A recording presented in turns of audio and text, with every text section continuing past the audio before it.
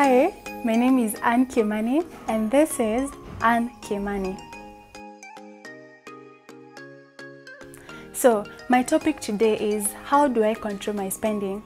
And I know even before I start, some of you are like, hey, I've really tried so many resolutions, I have done budgets, I have consulted, I've really tried to minimize my spending, but it doesn't work. And for sure, it's usually hard to try.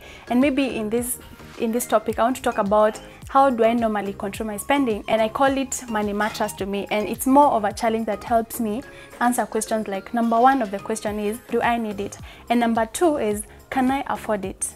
And number three is it worth it? And number four is, can I find it's somewhere else that it's more affordable, or can I find it cheaper somewhere else?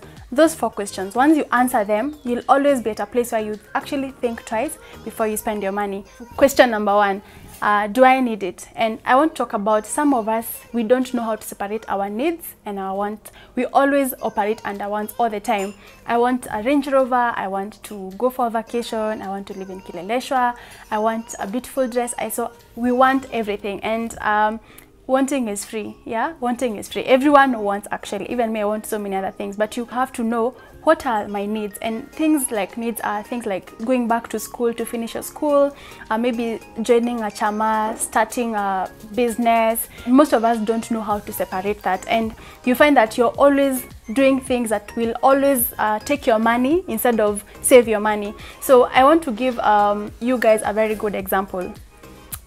Look around you right now and look at, in your house or in your office, look at the things that you have but you don't use them. Those are your wants. You spent your money on them, but you actually didn't need them because you didn't prioritize them. And I want to give an example that when I was in college, I used to pass through town in the streets. Usually so many nice dresses there. That time was very affordable, about 200 bob. And I used to buy a lot of them. And I used to have this notion like, let me buy them right now because I may not get them tomorrow. So I'll buy a lot of them every time I'm passing through there. Then you realize by the time I reach home, out of the 10 dresses I've bought, I'll be using only 2. Then the rest will just be in the wardrobe. And ladies, you can attest to this. And because we know for sure, there's a lot of temptation, because I have not been able to separate what do I actually need and what do I actually want. And I want you guys to do an exercise. At the end of this, analyze, and anything that you feel like you don't often use, just sell it. Question number 2 was, can I afford it?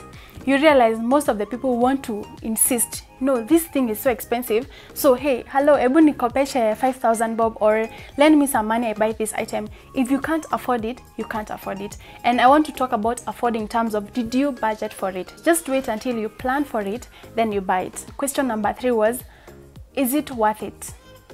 And here I want to talk about this item that you're buying. Look at the resources attached to it. Look at the timeline. Do you really need it right now or in future? Is it a short term or is it long term? What difference is it going to bring in my life? You know, how is it going to help me? So is it worth it, me buying it right now, you know, or can I postpone it? Question number 4 was, can I find it cheaper somewhere else? And guys, I want to put this straight to you. I know I'm stepping on a very slippery ground. If you find yourself buying things from your friends, from your relatives, or from your workmates just because they are the ones selling them, but those items actually are very expensive, please stop buying them, because you are, yes, building them at the expense of your money. I always negotiate.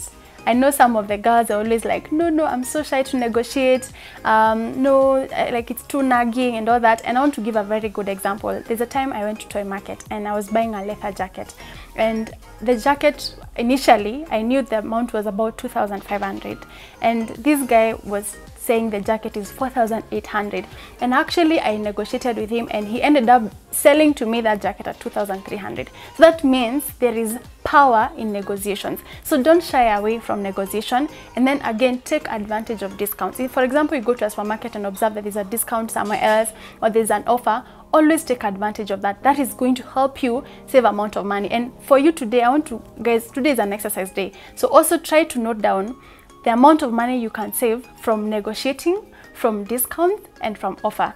Try put that amount in a jar, and after 3 months, actually that money can pay for your electricity bill or any other utility. So look at those questions, review them, and at a particular point that you need to spend your money, look at your priorities, look at, is it worth it and all that. And I believe that next time you'll make a better decision in spending your money.